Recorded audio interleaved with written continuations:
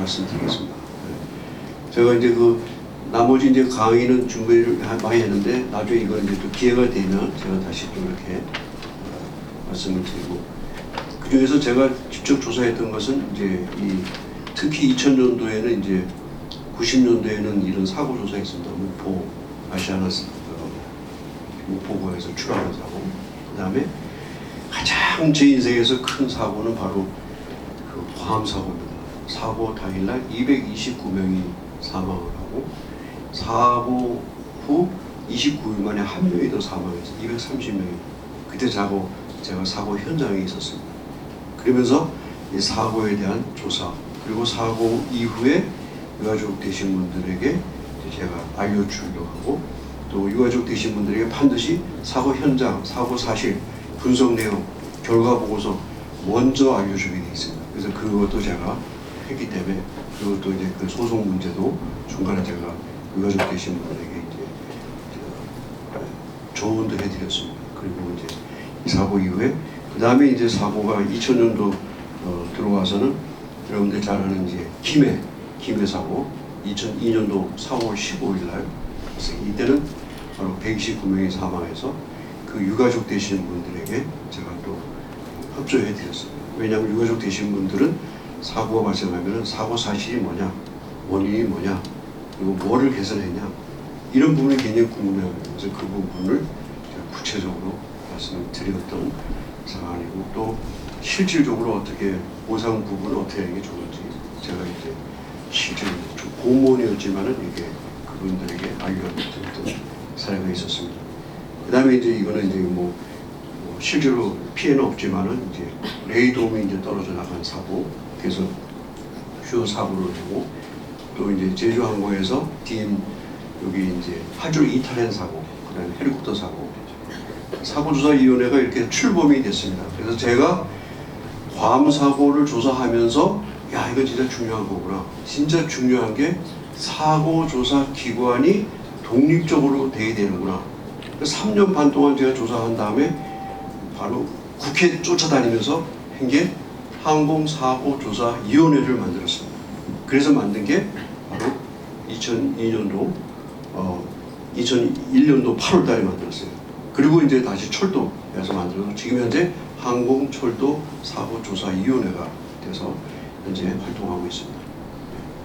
설립 근거는 전 세계에서 사고 났을 때는 이 사고 조사에 대한 누가 조사하느냐가 중요합니다. 시카고 조약 26조에 있는 게 바로 뭐냐면, 사고 조사는 그 사고 발생했던 테리토리, 그 국가에서 조사하게 되어 있습니다.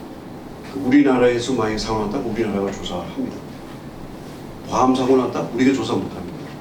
미국에서 NTS가 조사하듯이. 그래서 그 국가가 영공, 영토, 영해에서 발생한 국가가 주체적으로 조사를 합니다. 그리고 거기에 따른 표준 공고사항을 발행하고, 중요한 것은 사고조사를 독립적으로 하는 게 중요합니다. 왜 그렇습니까? 사고조사는 독립적으로 해야 됩니다. 왜냐하면 다른 데 간섭을 받으면 절대 안 돼요. 독립적으로 해서 중요한 것은 사고 원인이 뭐냐, 사고 원인에 따른 뭐를 개선하느냐. 그래서 독립적으로, 미국 NTSB 같은 국가교통안전위원회는 1975년도에 독립됐습니다. 그래서 제가 이걸 보면서 국회의원 찾아다니면서 만든 게 바로 사고조사위원회를 독립적으로 국토교통부 산하에 만들었습니다. 그리고 미국 NTSB나 영국 이런 데는 지금 이제 독립적으로 돼 있는 거죠.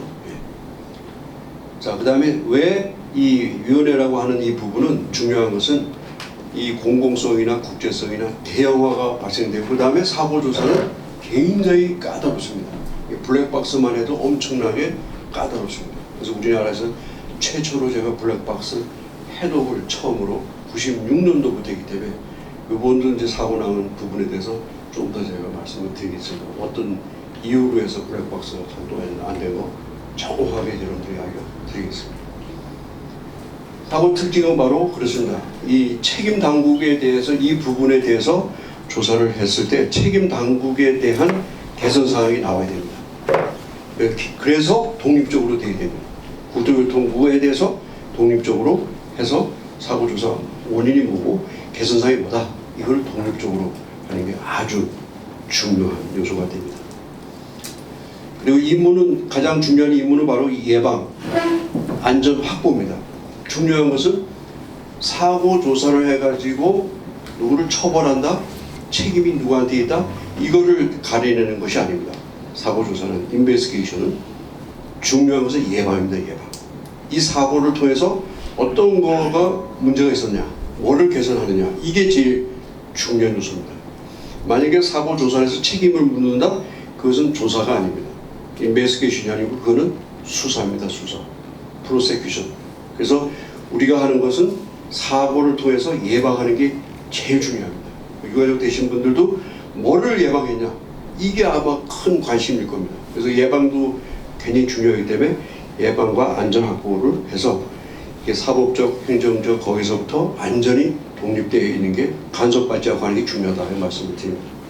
그래서 현재 사고조사 보고서는 요 말씀드린 대로 세 가지가 있는데, 현재 나온 사고조사 보고서는 예비 보고서입니다.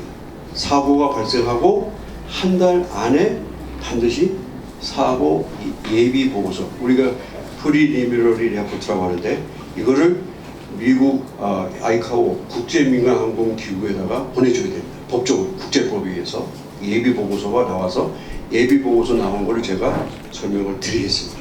그게 벌써 이미 한 달 만에 나왔기 때문에.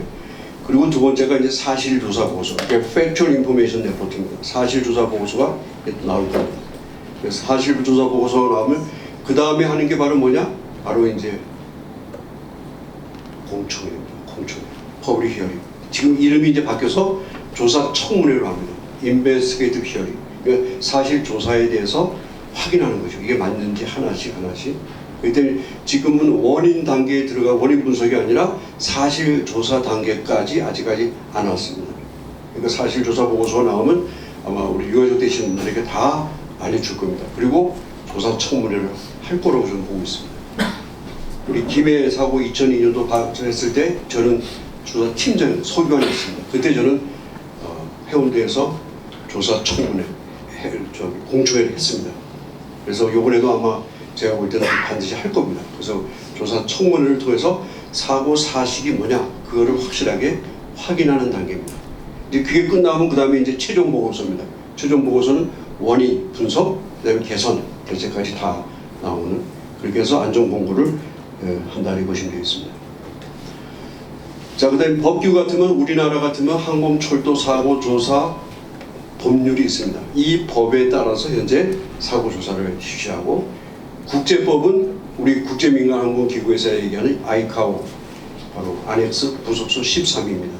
그리고 다큐멘테이션은 9756에 의해서 사고 조사를 현재 하고 있습니다. 그래서 제가 쭉 사고 조사하는 거를 지금 모니터링을 하고, 민간인으로서, 그래서 이제 실질적으로 여러분들이 만약에 궁금한 점이 있으면 저한테 말씀해 주시면 제가 도리어 그 내용을 또 확인하고 여러분들을 또 알려주고, 여러분들이 또 제안도 하고, 이렇게 해서 민간인으로서 우리가 안전한 국가, 안전한 대한민국을 만들기 위해서 여러분들이 같이 노력한다고 하면 저는 이번에 좋은 그런 어떤 결실을 맺지 않을까, 저는 그런 생각을 하고 있습니다. 그 조사 청문회, 과거 이제 공청회에서 퍼블릭 히어링이 아니라 지금 조사 청문회로 바뀌었습니다. 2013년도부터는 조사 청문회로 해서 유가족 되신 분들이 다 참여할 수가 있습니다. 그래서 거기서 어떤 사실 내용이 있었는지 이걸 이제 확인하는 단계, 그 다음부터는 이제 분석 단계로 넘어가게 되겠습니다. 그 다음에 이제 실질적으로 사고조사위원회는 이렇게 2005년도에 11월 달에 해서 법령이 개정이 돼가지고 현재 설치를 하고, 여기에 이제 사고조사 발생하면 어떻게 조사하는지 이런 내용들이 나오고, 조사단 구성, 그래서 지금까지는 정상대로 현재 조사가 이루어진다고 보시면 되겠습니다. 말씀드린 대로 부속서 13이 국제법입니다. 국제법에 의해서. 그래서 여러분들이 아마 보셨죠. 이번에 어디서 오셨죠? 바로 미국에서 왔죠. 보잉사, 그다음에 항공기 엔진사, 그리고 이제 이게 또 실질적으로 BEA라고 이 항공기 자체의 이제 그 부품 중에서 또 프랑스제가 있습니다. 그래서 여기서도 프랑스에서 와서 이 부속서 13에 의해서 조사를 현재 진행하고 있다고 보시면 되겠습니다. 말씀드린 여기서 이제 조사 청문회는 사실 조사의 내용을 하고 그 다음에 안전 공고 발행을 하고 실질적으로 정보 공개 금지를 하고 있는데 여러분들이 아마 좀 굉장히 좀 답답해하실 부분이 있을 겁니다. 왜냐하면 실질적으로 여기서 이제 얘기한 내용에 대해서 운항 중에서 발생한 거를 민간인에게 공개를 못하는 사항이 있습니다. 그게 바로 정보 공개 금지법에 의해서 사생활 정보 차원에서 무슨 얘기하는 거에 대해서 공개 못한다고 얘기하는 게 바로 이것 때문에 그렇습니다. 그래서 아이카오에서도 이런 부분에 대해서는 굉장히 공개 금지가 되어 있습니다. 그렇지만 나중에 보고서에는 다 그게 확인할 수가 있습니다. 근데 사생활로 내가 얘기한 거 비행기 안에서 그거는 이제 그 인권이 문제가 되기 때문에 공개가 안 되지만 사고 원인과 관계되는 것은 반드시 공개가 됩니다. 내가 피곤하다 그러면 피곤하다고 얘기했으면 그 자체는 원인과 가기 때문에 그건 반드시 공개가 될 수 있도록 되고 그 다음에 ATC 기록도 그 누가 했는지 사람에 대해서는 절대 공개 안 할 겁니다. 그렇지만 내용에 대해서 다 공개 대상입니다. 사고 사실에 대해서. 그리고 이제 이 사고를 갖고서 중요한 것은 바로 이 발생지 국가에서 우리나라가 사고 조사를 하기 때문에 조사단장도 우리나라 조사관리하고 그 다음에 신임 대표 AR이라고 어크레이티브 리프레젠테이브는 이제 미국과 그 다음에 프랑스 온 사람들은 신임 대표로 해서 실질적으로 이제 조사에 협조해 주는 것입니다. 그래서 우리가 그래서 협조를 해서 그거를 확인한다 이 보시면 되겠습니다.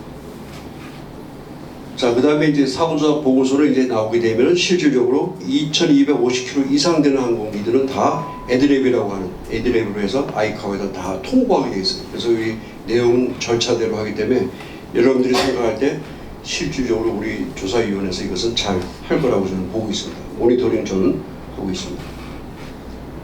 자, 그 다음에 이제 최근에 바뀐 것은 이제 언맨드 에어크래프트라고 해서 무인항공기, 무인항공기도 사고조사 대상으로 들어가는 것을 제가 간단히 말씀을 드리겠습니다.